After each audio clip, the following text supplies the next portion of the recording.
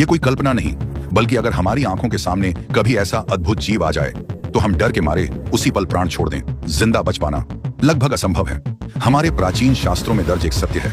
जी हाँ, आज हम बात करने जा रहे हैं ऐसे ही एक रहस्यमयी जीव की, जिसके नाम भर से देवता भी कांप उठते थे। शास्त्रों में उसका वर्णन मिलता है। लंबाई इतनी विराट कि सैकड़ों योजन तक उसका शरीर फैला था, और एक योजन यानी लगभग 12 किलोमीटर। तो सोचिए, यदि उसका आकार 500 योजन हो तो यह 6000 किलोमीटर लंबा होगा।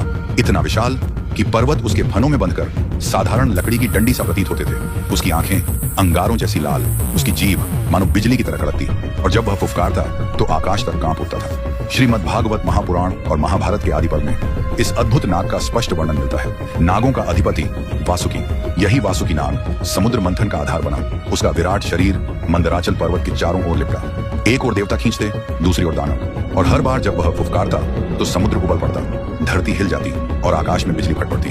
अब सोचो, इतना विराट नाग जो हजारों किलोमीटर लंबा था, वह भगवान शिव के गले में मात्र एक आभूषण है, तो स्वयं महादेव का आकार कैसा होगा? इसीलिए उन्हें कहा गया महाकाल, क्योंकि वे केवल मृत्यु पर नहीं बल्कि काल और ब्रह्मांड दोनों पर अधिकार रखते हैं। उनका स्वरूप इतना असीम है कि सुनते ही आत्मा कांप उठती है। वासुकी नाग केवल नागों का अधिपति नहीं, वह महादेव की अपार शक्ति का प्रतीक है। जब इतना विराट जीव भी शिव जी के गले में सिमट जाए तो समझ लो शिव जी का अस्तित्व कितना अगाध है। एक और रहस्य है नंदी महाराज का, जो केवल वाहन नहीं बल्कि महाकाल की शक्ति के रक्षक भी हैं। उस रहस्य का पर्दा हम अगली कथा में उठाएंगे।